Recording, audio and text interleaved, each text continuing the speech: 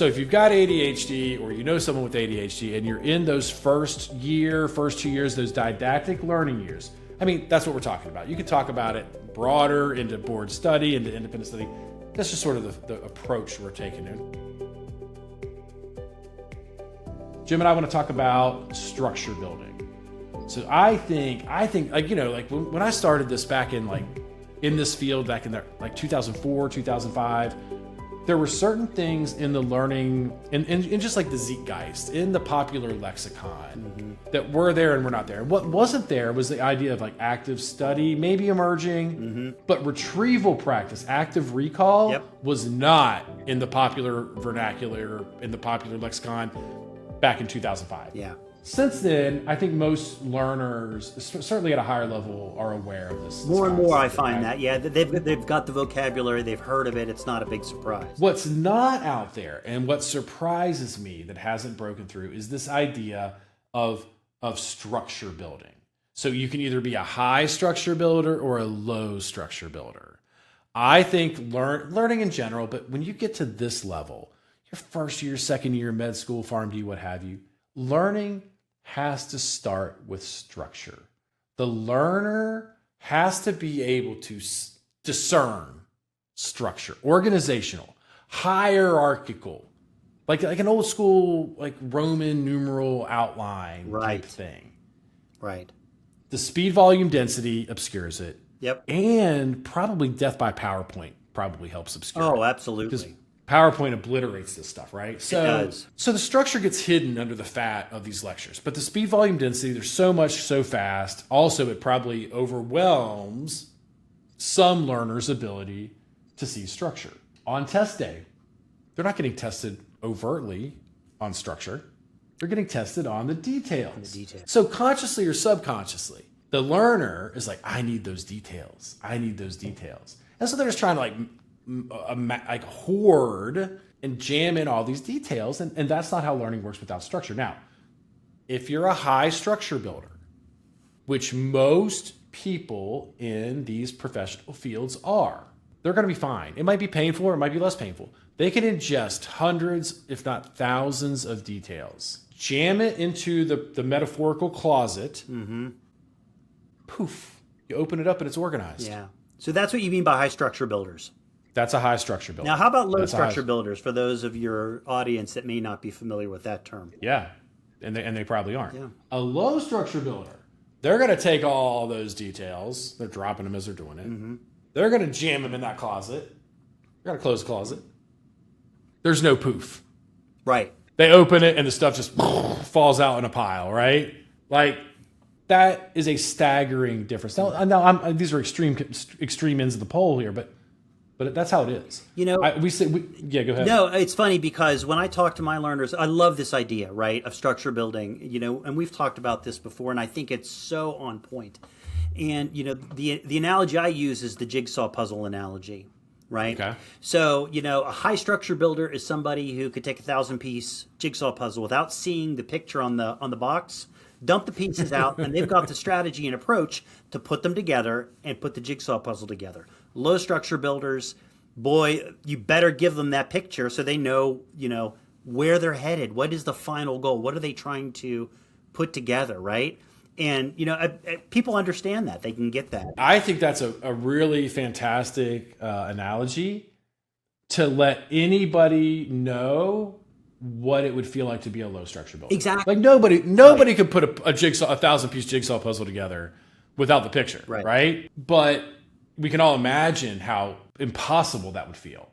And that's really cool because that can let somebody who is a high structure builder have an idea of what it might feel like, right? Yeah, the structure building, I think, is, if we could run a test on all incoming students to our med schools, Pharm D programs, PA schools, and if it simply parsed who's a high structure builder and a low structure builder, and then we could intervene from the outset.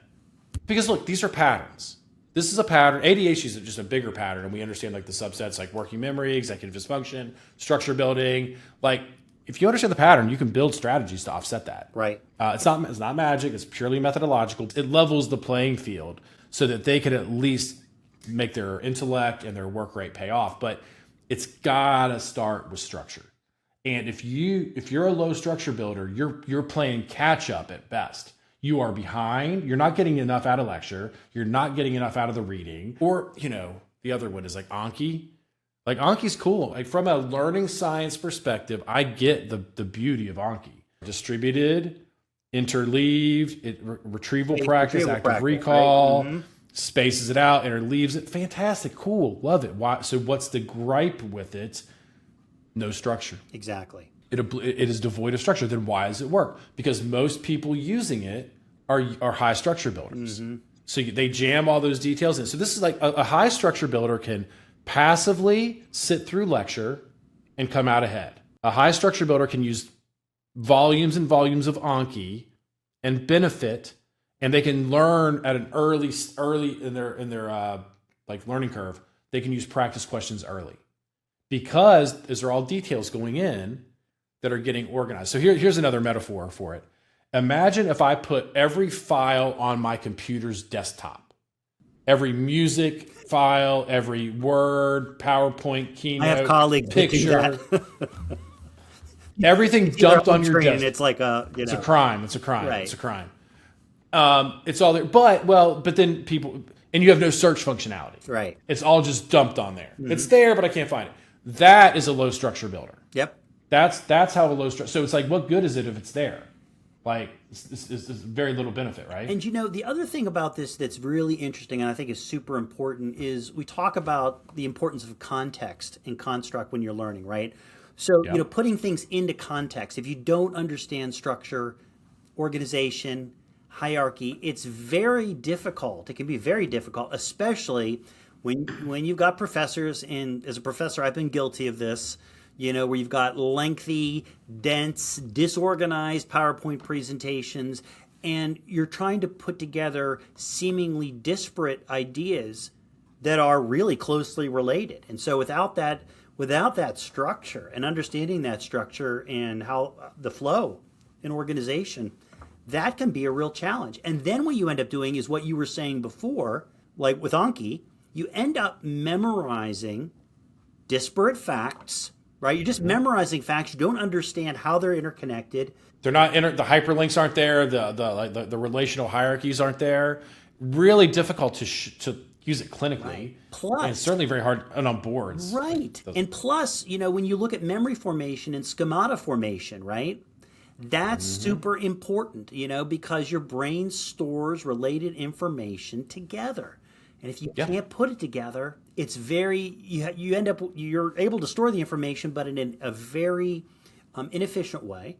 It's hard to recall, and it takes a long time to recall. If you think about learning as a, from a linear standpoint, okay? And you've got meaning how one learner plugs in and progresses through. Yeah. So let's imagine a straight line here. On one end of the line is 0% knowledge of a topic that you're learning. Okay. On the other end of the line, you've got the point at which you've achieved content mastery. Okay. And what I mean by content mastery is you've learned enough to ace the exam.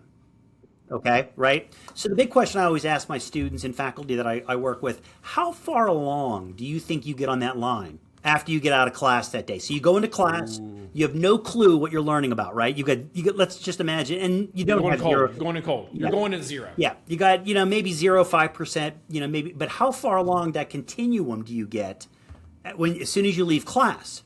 Oh, right. I love this model. And so it's funny because my students that I talk to are less optimistic than the faculty that I talk to. Right.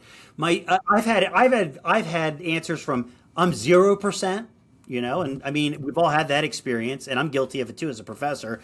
You come out of class and you're like, I have no idea what that guy just talked about for 2 hours. He's speaking a foreign language. I'm totally lost. Up to about 20 or 30% is usually where I get. Faculty, are more from the 30 to 50%. We tend to be a little bit more optimistic. You're hoping that something will come out of 50%. Right. Okay. I think our, and again, and I'm guilty of this too. We, our egos are in play here. We want to, hey, I'm a great teacher, and we're learning everything. But what I always tell everybody is no matter where you fall on that continuum, the fact is that the burden for learning falls on the shoulder of the student. Right? I agree. 100%. Right? Yeah. Yep. You know, and you're learning, you're outside of class. It's 2 o'clock in the morning, hopefully not. And it's like your professor's not there. You don't have anybody to help. You know, you're on your own. And that's why I think these learning skills and methodologies and approaches, right, and tools are so critical for the learner at a health profession's level. Because otherwise, if you don't have that, you're flying blind. It's very risky. It's very risky. And then once you realize there's a problem, right? Oh, I would say I love this 0 to 100. Yeah, absolutely. Yeah, it's really interesting. I would say most of the people that arrive to me at the stat med class, so these are first, second year med student, Pharm D, PT, PA, optometry vets, all that stuff. Many of them are going to say, oh, I come out of lecture and I'm at 0. They're at 0. I'm at 5. I may be at 0, especially because I was in 5 hours of lecture. I'm now exhausted. I have spent the prime part of my day in lecture. I heard a lot of words and concepts that got jammed in, but they're disconnected, fragmented. And now I feel like I'm starting from scratch. This is this very specific action. It takes 10 minutes per hour of lecture where we're teaching you to go. It's a smash and grab. Yep. Your bird's eye view, going down, seeing the heads-up display in a video game of the map, or like Google Earth zooming down. And we're ripping out the structure. Yeah. Seek, find, extract. And if it's a really good lecture, you're going to go into that lecture with a really strong framework going in. If it's a really bad lecture, an ugly, cumbersome, nebulous PowerPoint, maybe what you're going into that lecture with is a hypothesis of structure. It's awesome because now you've got something to push against. So even having a hypothesis of structure to then push against. Now I'm in lecture problem solving about structure and look, not worrying about detailed memory yet. That has to come later. But we're trying to do like one-stop shop. Like, I'm here, let me memorize it. Or like you can use the framework if you get distracted or lost. Oh, it's incredibly powerful. Yeah, like if you don't have the framework and you get lost like in the 10th minute or 20th minute, that's like you fell off a train and you're just standing there watching the train go away and you're like, oh, 30 more minutes, I'm sitting here or whatever, right? This lets you teleport back onto the train, so to speak. And I love the problem solving aspect of that too, because, you know, even if you have a hypothesis, right, about the structure and you're problem solving as you go along, like, yeah, this is where this fits and this fits. I mean, you're cognitively engaged. I mean, that's so powerful. Your brain is processing information. You're thinking about things instead of sitting there taking dictation or just listening or just, you know, giving up because you're in being there on social media or whatever. Paying your penance, paying your dues, or just sitting there, scrolling. I gotta sit in this seat. I gotta occupy space, but you know, this is a waste of my time, and so I'm just gonna do something else while I'm here. And what a lost opportunity for learning. Well, lost opportunity for learning. Yeah, and there's just no extra time in the day. Right now, you have to make up. Now you're already behind. Now, if you are in one of these programs, you have got to get the most out of it. But we talk about passes. How many passes do you get? This one's bad advice. It's like, hey, make sure you get 3 passes, 5 passes. What does that mean? Every pass should have a specific scope and goal and objective and time cost. So I could do 10 minutes of a framework in my 50-minute lecture. I'm now 60 minutes of time invested. I come out of lecture on my scale of 1 to 100. Maybe I'm at 20, 25, and it's 30, whatever that number is, but it's only the stuff that matters. It's top downward instead of bottom upward. Bottom up, top down. I think most medical students, etc., are bottom up learners. A bottom up learner is a high structure builder, meaning they can build their understanding from details up. I think ADHD learners and a lot of the learners that find their way to me, this is not exclusive to ADHD, they are the opposite. They are top down. They need structure down to the details. That's me. That was me as a learner. That's me. Right? My and I don't have ADHD, at least I don't think I do, but you know, again, I'm the kind of learner that gets, you know, I'm just overwhelmed by lots of itty bitty details, you know, and I can handle it, but I need a framework or blueprint to work from and to fill in. Once you have it, then you have to have it, right? That's the key. And it's got to be external and explicit. It's got to be written out. It can't be in your head. But if we do this, again, we can plug this into any model. I'll do this with my physicians who are stuck, my veterinarians that are stuck on their NAVLE, like people that are stuck on concerts. They're 40, 50 years old. Like, we flip it and they can plug it into any system because we're attacking this very well-known pattern of weakness, the structure building. A lot of people are, entrenching familiarity. Yep. And robust familiarity. I can go to any med school in the country and I can say, hey, how's robust familiarity do for you once you get to test day? And you get like a good collective groan. Right. Familiarity is just enough to frustrate at this level. Look, in high school, undergrad, you could have been like the best at being super familiar with everything and you could kill it. Robust familiarity rewards at that level. At this level, it punishes you. If that's the max, right? And again, these are like the cognitive barriers that these learners have to like go through. And the cost, I mean, again, there's not a lot of wiggle room here. If you fail and you're lucky enough to get to repeat, you've now lost a year. Or some schools, zero tolerance. It's devastating. Every med school is going to have some students that fail and repeat, like for whatever reason, right? And to me, this is one of the things because I mean, I know like with our stat med class, it is such an amazing delivery mechanism. It's like every student that fails should know about this. If you failed and you have ADHD, I mean, it's even easier. But even if you don't have ADHD, like learning these skills so you can go back and expect different results because you've changed your entire process. And it all starts with that first entry point, which has to be, to me, frameworking. And then you get through it. So I want to bookend all learning. Framework at the front, have your iterations, you're like watch lecture if lecture is relevant, read it, mark it once, connecting structure to details, all roads leading to structure-based retrieval practice. I like to say retrieval practice, but that sounds like Anki, but it's structure-based where we flip that. Structure-based retrieval practice, yeah. We flip that framework from up here and turn it into a self-testing tool, and all the answers are in the source document. Exactly. It's marked. And I remember when we were really sharpening this a decade ago, students being like, wait, I've got to go back to the source material to self-check. And I was like, I guess. Now I was like, yeah, you do. Like, what are you going to do? Because they want to, I can recopy it over here. That is a profound waste of time. It's a waste of time. A colossal waste of time.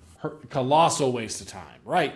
And we've got to cut all that out. And this is where, when you really get it really tight, hyper efficient, this is where you get students who are working themselves to the bone and failing, going back and working until 5 or 6 at night and being done and being off.